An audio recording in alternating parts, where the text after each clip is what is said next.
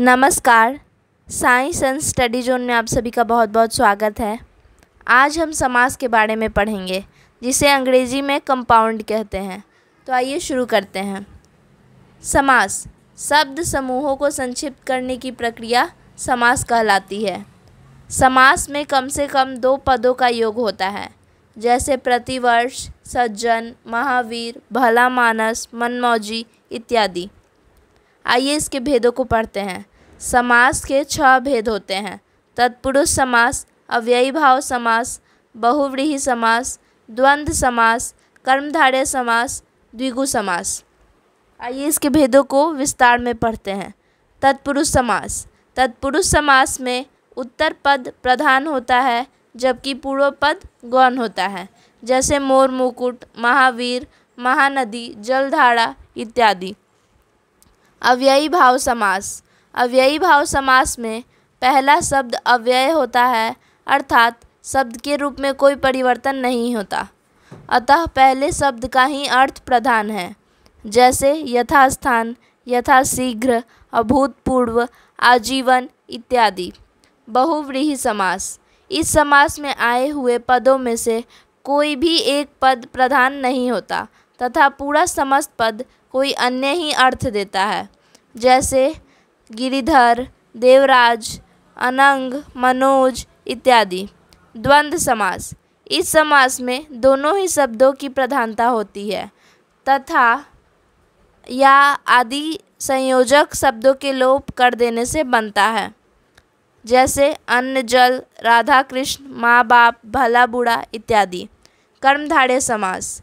इस समास में दोनों पदों में उपमेय, उपमान और विशेषण विशेष्य का संबंध होता है तथा इसका उत्तर पद प्रधान होता है, जैसे महादेव, पुरुषोत्तम, भला मानस, प्राणप्रिय इत्यादि। द्विगु समास। जिस कर्मधारय का पूर्व पद संख्याबोधक हो उसे द्विगु समास कहते हैं, जैसे सप्ताह, त्रिभुज, पंचरत्न, तिरंगा इत्यादि। आइए एक बार फिर से पढ़ते हैं। समास शब्द समूहों को संक्षिप्त करने की प्रक्रिया समास कहलाती है। समास में कम से कम 2 पदों का योग होता है, जैसे महावीर, प्रतिवर्ष, मनमौजी इत्यादि।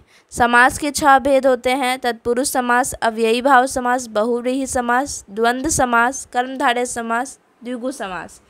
तत्पुरुष समास में उत्तर पद प्रधान होता है, जबकि पूर्व पद गौण होता है, जैसे मोर मुकुट, महानदी, जलधारा इत्यादि।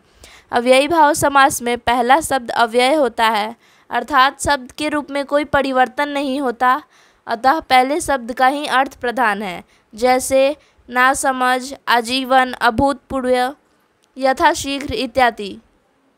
बहुव्रीहि समास। इस समास में आए हुए पदों में से कोई भी एक पद प्रधान नहीं होता तथा पूरा समस्त पद कोई अन्य ही अर्थ देता है, जैसे पीताम्बर, मनोज, लंबोदर इत्यादि।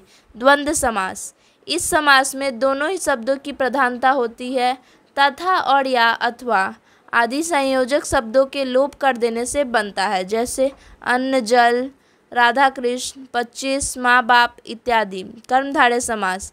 इस समास में दोनों पदों में उपमेय, उपमान और विशेषण विशेष्य का संबंध होता है तथा इसका उत्तर पद प्रधान होता है, जैसे महादेव, भला मानस, नील गगन, महाराज इत्यादि।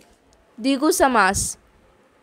जिस कर्मधारय का पूर्व पद संख्याबोधक हो उसे द्विगु समास कहते हैं, जैसे त्रिभुज, नवरात्रि, पंचरत्न, तिरंगा इत्यादि। इस प्रकार आज हमने समास के बारे में पढ़ा। इसी के साथ हम आगे भी सीखते रहेंगे। धन्यवाद।